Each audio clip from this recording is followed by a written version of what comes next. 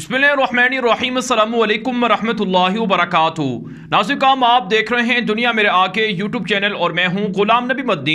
इस वीडियो के अंदर पाकिस्तान से, भारत से और इसी तरह से बरतानिया से और इसके अलावा अफ़गानिस्तान से कुछ बड़ी खबरें हैं वो आपके सामने रखने जा रहे हैं। नाज़रीन, सबसे पहले बात कर लेते हैं भारत की बर्बादी के हवाले से। भारत के टुकड़े टुकड़े हो रहे हैं, भारत टूटने जा रहा है। भारत के खिलाफ है, यानी भारत के अंदर जो आज़ादी पसंद हैं, जो अलहदगी पसंद हैं, उनमें इजाफा हो रहा है। नाज़रीन, साल हर साल से आज़ादी चाहने वाले सिख अपनी आज़ादी के लिए लंदन के अंदर, बरतानिया के अंदर रेफरेंडम शुरू करवा चुके हैं। जी हाँ नाज़रीन, बड़ी खबर यह सामने आ रही है कि बरतानिया की हुकूमत पर मोदी हुकूमत ने बड़ा प्रेशर डाला। मोदी हुकूमत ने पैसों का लालच दिया, पैसे देने की ऑफर की, बरतानिया से असलहा खरीदने का मुआहिदा किया, बरतानिया के साथ दिफाई ताल्लुकात बढ़ाने का इंदिया दिया, लेकिन सिखों का रेफरेंडम मोदी हुकूमत ना रुकवा सकी।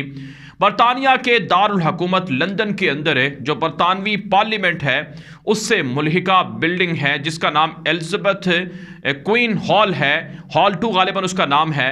वहाँ पर रेफरेंडम सिखों ने शुरू कर दिया है। बिल्डिंग के बाहर सिखों ने खालिस्तान के झंडे लहरा रखे हैं, आज़ादी के हक में बैनर्स आवेजा कर रखे हैं, आज़ादी के हक में नारे लगाए जा रहे हैं और पूरे बरतानिया से बसों के ज़रिए से सिखों के जत्थे और गिरोह रेफरेंडम का हिस्सा बन रहे हैं, रेफरेंडम में हिस्सा ले रहे हैं। पूरी दुनिया के अंदर 2.5 से 3 करोड़ सिख आबाद हैं। भारत के अंदर भी सिख इलेक्ट्रॉनिक तरीके से, इंटरनेट के ज़रिए से रेफरेंडम का हिस्सा बन सकते हैं, रेफरेंडम में हिस्सा ले सकते हैं। और इसी तरह से बरतानिया के अंदर लोग आकर रेफरेंडम में हिस्सा वोट डाल सकते हैं। दुनिया भर के जो सिख हैं वो अपनी आज़ादी के लिए, अपने हक के लिए बाहर निकले हुए हैं और भारत से खालिस्तान की आज़ादी चाह रहे हैं। आप जानते हैं चंद दिन पहले सिखों की जानिब से, जो सिखों की जो आलमी तंजीम है उसकी जानिब से बाकायदा खालिस्तान का नक्शा और मैप भी जारी किया गया था, जिसके अंदर बताया गया था कि कौन कौन से इलाके सिख अपने खालिस्तान के अंदर शामिल करना चाहते हैं और भारत से आज़ादी चाहते हैं। नाज़रीन, आप जानते हैं इंदिरा गांधी के दौर में ब्लू स्टार ऑपरेशन सिखों के खिलाफ शुरू हुआ था और उस ऑपरेशन के अंदर सिखों की नस्ल कुशी की गई थी, सिखों को मारा गया था, जिसका रद्द अमल सिखों ने इंदिरा गांधी को कत्ल करके लिया था और सिखों की जानिब से उसे कुचल दिया गया था, हलाक कर दिया गया था।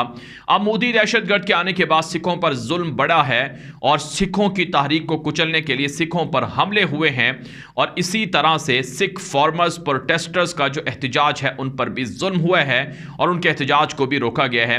ये जो आप भारत के अंदर फार्मर्स प्रोटेस्ट देख रहे हैं या एहतजाज देख रहे हैं, ये बुनियादी तौर पर सिखों का एहतजाज है और ये दरअसल खालिस्तान की आज़ादी का एहतजाज है। सिख अपनी पावर को, अपनी ताकत को शो कर रहे हैं। सिर्फ भारत से सिख आज़ादी नहीं मांग रहे हैं, बल्कि भारत के 35-40 करोड़ मुसलमान भी आज़ादी मांग रहे हैं, क्योंकि उन पर भी आरएसएस के दहशतगर्दों ने जुल्म की इंतहा कर दी है। बीजेपी इंतहा पसंदों ने उन पर भी मजालिम के पहाड़ तोड़ डाले हैं। इसलिए भारत के अंदर बसने वाले मुसलमान भी आज़ादी मांग रहे हैं और फिर भारत के मुसलमान नहीं बल्कि कश्मीर, जिसे मकबूजा कश्मीर कहा जाता है, वहां के 90 लाख मुसलमान भी आज़ादी के लिए अपनी फैसला कुन तहरीक को शुरू किए हुए हैं। मकबूजा कश्मीर के अंदर मुजाहिदीन की कार्रवाइयां बढ़ चुकी हैं, फ्रीडम फाइटर्स के हमले और ऑपरेशन तेज हो चुके हैं। अफगान तालिबान और अलकायदा ने वहां पर पंजे गाड़ लिए हैं, उनकी स्ट्रेटजीज को, उनकी हिकमत अमलियों को अपनाया जा रहा है। और फिर नाज़रीन, जो चाइना के साथ मुल्हिका इलाकों में आज़ादी पसंद है, जैसे कि माओ नवाज अलहदगी पसंद हैं, जो भारत की मशरकी रियासतों के अंदर हैं, वो आज़ादी का मुतालबा कर रहे हैं। और इसके अलावा भारत की रियासत केरला और दीगर रियासतों से भी लोग मोदी इंतहा पसंद, बीजेपी आरएसएस के दहशतगर्दी का शिकार हैं, वो भी आज़ादी चाह रहे हैं। तो भारत के अंदर कई रियासतें टूटने जा रही हैं। आज़ादी के लिए जो तहरीकें हैं वो उरूज पर जा पहुंची हैं और मोदी के आने के बाद भारत के अंदर से जो इत्तिफाक और इत्तिहाद था वो पारा पारा हो गया है।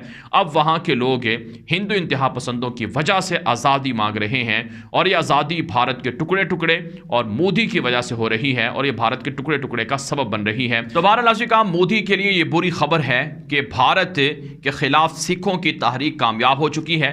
खालिस्तान की आज़ादी के लिए सिख रेफरेंडम कर रहे हैं और सिखों ने कहा है कि हमारी आज़ादी होकर रहेगी। अब नाज़रीन हम आपको कुछ दीगर खबरें बताते हैं। ये बड़ी खबर जो हमारे पास सामने आ रही है ये पाकिस्तान से है। पाकिस्तान का सूबा बलूचिस्तान है जहां पर भारत के तरबियत याफ्ता दहशतगर्दों ने पाकिस्तान के अंदर बदअमनी फैलाने के लिए एक धमाका किया है जिसके अंदर पाकिस्तान फोर्सेस के 2 जवान शहीद और 3 जख्मी हुए हैं। और यह धमाका हुआ है बलूचिस्तान के अंदर पंजगूर के इलाके में जहां पर पाकिस्तान की FC के एहलकारों को निशाना बनाया गया है। नाज़रीन आप जानते हैं भारत का सबसे खतरनाक दहशतगर्द कुलभूषण यादव पाकिस्तान के कब्जे में है और उसने एतराफ़ किया था कि अफ़गानिस्तान के अंदर से, ईरान के अंदर से वो भारत की तरबियत याफ्ता दहशतगर्दों के ज़रिए से पाकिस्तान में दहशतगर्दी करवाता रहा है।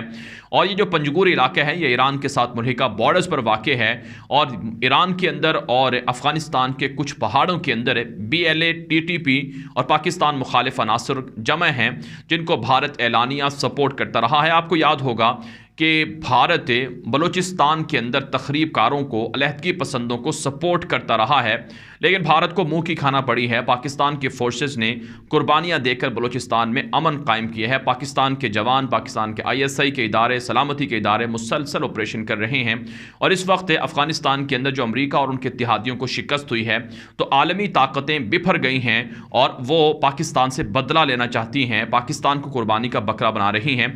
इसी वजह से बलूचिस्तान के अंदर और अफ़गानिस्तान से मुल्हिका नॉर्थ वज़ीरिस्तान, साउथ वज़ीरिस्तान और दीगर इलाकों में पाकिस्तान की फ़ौज को, पाकिस्तान की फोर्सेस को निशाना बनाया जा रहा है लेकिन दुश्मनों को, दहशतगर्दों को पाकिस्तान की जानिब से भरपूर जवाब दिया जा रहा है और ये पाकिस्तान के लिए कामयाबी भी है और ये मुस्तकिल दहशतगर्दों के खात्मे की अलामत भी है। और इंशाअल्लाह पाकिस्तान के जवान, पाकिस्तान की हुकूमत और पाकिस्तान के अवाम मुत्तफिक है कि अमरीका, भारत और उनके इत्तेहादियों की साजिशें कामयाब नहीं होने दी जाएंगी। बालानासिका में एक और बड़ी खबर आपके सामने रखते हैं। ये खबर अफगानिस्तान से है। अफगानिस्तान के अंदर तालिबान ने मुस्तकिल तौर पर चाइना के साथ तिजारती सरगर्मियाँ शुरू कर दी हैं। आज बाकायदा तालिबान की हुकूमत की जानिब से पहला तिजारती जहाज़, कार्गो जहाज़ वो काबुल से चाइना के लिए, बीजिंग के लिए रवाना किया गया है जिसमें चलगोज़े और दीगर खुश्क मेवाजात शामिल हैं। अफ़गान तालिबान के साथ चाइना के वज़ीर ख़ारजा ने मुलाकात की थी। अफ़गान वज़ीर ख़ारजा मौलवी अमीर ख़ान मुत्तकी ने चीनी वज़ीर ख़ारजा को चलगोज़ों का तोहफ़ा पेश किया था और ये तोहफ़ा काम कर गया है और अब चाइना और अफगानिस्तान के दरमियान बाकायदा तिजारती सरगर्मियाँ शुरू हो चुकी हैं।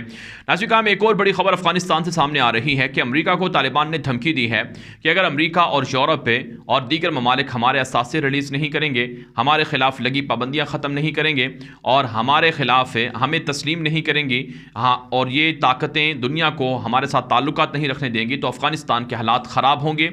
हमने दुनिया को यकीन दहानी करा दी है कि अफ़गानिस्तान की सरजमीन से आइंदा किसी मुल्क पर हमला नहीं होगा। तो दुनिया को हमारी ये बात तस्लीम करना चाहिए और दुनिया को हमारे खिलाफ पाबंदियां ख़त्म करनी चाहिए, वरना अमेरिका और उनके इत्तेहादियों के लिए ख़तरनाक पैगाम है। तालिबान ने धमकी भी दी है। जबकि नाज़रीन में एक और ख़बर सामने आ रही है कि अफ़गानिस्तान के अंदर तालिबान के अमीर मुल्ला हिबतुल्लाह अख़ुंज़ादा पहली मरतबा मंज़िल आम पर आए हैं। उनके मंज़िल आम पर आने के बाद तालिबान की शूरा कौंसिल ने अमीरुल मोमिनीन मुल्ला हिबतुल्लाह अख़ुंज़ादा को ये मशवरा दिया है कि वो पब्लिक गैदरिंग से फ़िलहाल दूर रहें क्योंकि सिक्योरिटी इश्यूज़ भी हैं।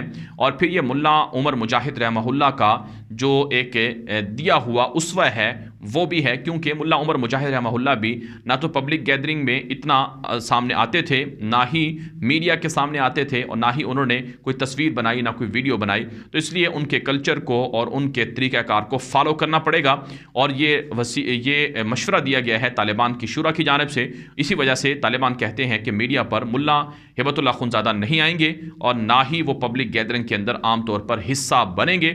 इसलिए मीडिया मीडिया को और दीगर इदारों को इस हवाले से नोट कर लेना चाहिए और प्रोपेगेंडो को और झूठ को अब बंद हो जाना चाहिए, क्योंकि नाज़रीन काम बहुत सी जगह पर तालिबान के अमीरुल मोमिनीन मुल्ला हिबतुल्लाह खूनज़ादा के बारे में झूठ और प्रोपेगेंडा फैलाया जाता रहा कि वो शहीद हो चुके हैं, पाकिस्तान की फ़ौज के साथ झड़पें शहीद हो चुके हैं, या फिर कोरोना की वजह से जाँ बहक हो गए हैं, या उनका आपस में इख्तिलाफ हो चुका है।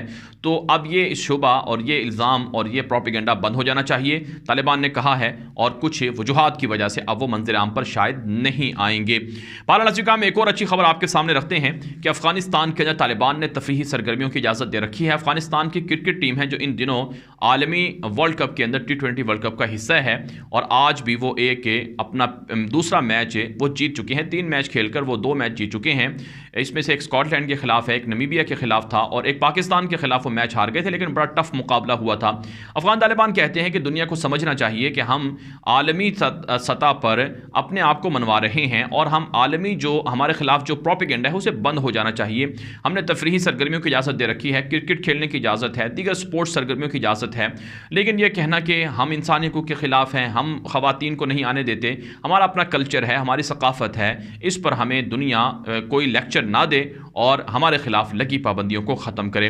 भारत काम जो सोशल मीडिया पर दिलचस्प तबसरे हैं अफगानिस्तान की क्रिकेट टीम के हवाले से कि अब अगर भारत को अफगानिस्तान की क्रिकेट टीम हरा देती है तो भारत की सारी अकड़ और सारी बदमाशी ख़त्म हो जाएगी, और भारत को हराने के लिए तालिबान की जानिब से बाकायदा टीम को ख़ास हिदायत भी दी गई हैं। तालिबान रहनुमा जो क्रिकेट से ताल्लुक़ रखते हैं वो इस हवाले से सोशल मीडिया पर जो अफगानिस्तान की क्रिकेट टीम है भारत के मुकाबले में जो उनका मैच है उसे जीतने के लिए काफ़ी पुरुमीद दिखाई दे रहे हैं। नाज़रीन काम ये वीडियो दोस्तों के साथ व्हाट्सएप पर, फेसबुक पर, ट्विटर पर, इंस्टाग्राम पर, हर जगह पर शेयर करें ताकि लोगों को मालूमात मिले, लोगों को हक़ाइक़ मिले, लोग झूठ से बच सकें, और अपनी राय कमेंट के जरिए से, व्हाट्सएप के जरिए से लाजमी पहुँचाया करें। आपकी राय की रोशनी में वीडियोज़ को मज़ीद अच्छा और बेहतर बनाया जाता है। अब तक के लिए इतना ही इजाज़त दीजिए। अस्सलामु अलैकुम रहमतुल्लाहि व बरकातुहू।